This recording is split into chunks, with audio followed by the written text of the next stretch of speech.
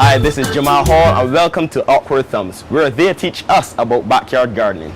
And I don't think there's any show on TV which is more appropriately titled than Awkward Thumbs because I have no idea about backyard gardening. I had some experience when I was at school where I grew up being sprout, and that's the end of that. So today we are going to be building a composter, and we have Albert to show us what to do.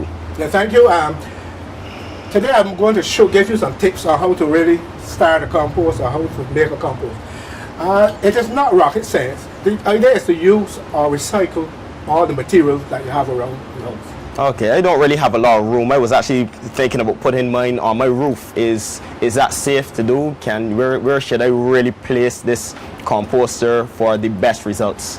I would prefer if you put it in a cool area, because what happens is that we need to keep the moisture level at a respectable level, which is around 40 to 60%. So if it's on the roof, the heat from the roof would actually retard the process or slow down the process. So if you put it in a cool area where it would take longer for the area to dry out and that kind of thing, you'll find that you would get better results.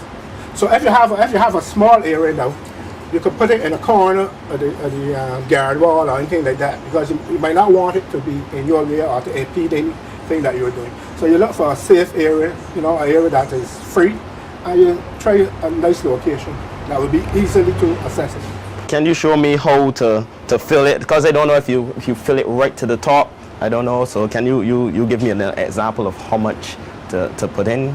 Okay, the idea here is when you're filling it, you try to use green material as well as dry material.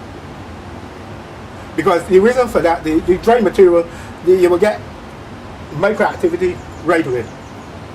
Right? The green material is important to help create heat and all that kind of thing. Right? And also it will help produce nitrogen for the microorganism to feed on.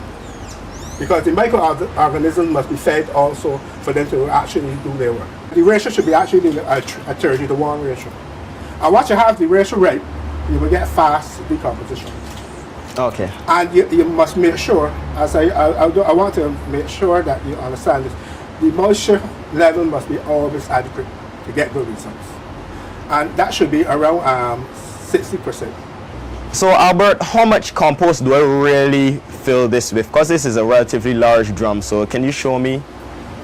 Okay, the size of the compost or the amount is not really important. The thing is that you have it, you use what is available to you. If you have more compost than you need, what you could do, you could actually do more than one composting, right? So the idea now, this is some dry material. This is leaves that were ripped from the tree. Okay. And you put it in the container. I mentioned about using green material. Like the green material will be actually the material that you get from the kitchen and so on. This will be leaves from the cabbage and the apples and so on. That's where the moisture will come in. This will help with the moisture also, and also it will help with the heat. So at the end of the day, when you finish putting all of your product, then you make sure that your moisture level is good, so you can wet the compost. You can wet the compost. If you have a good drainage system, even if you overwet, the excess moisture will leave the drum. But there's a tendency for the top layer to dry up faster than the bottom. So what you do, you make sure that you stir the compost on a regular basis, which will help with the movement of air throughout the compost. How should I stir this? Should I really get in there with my hands? Can I use a stick? You can use a gardening fork, you can use a rake, anything that available to you. Okay, thanks a lot for coming through and helping us out, Albert. I'm going to get my compost started as soon as possible, and it's a lot easier than I thought, for sure, and anyone can do it.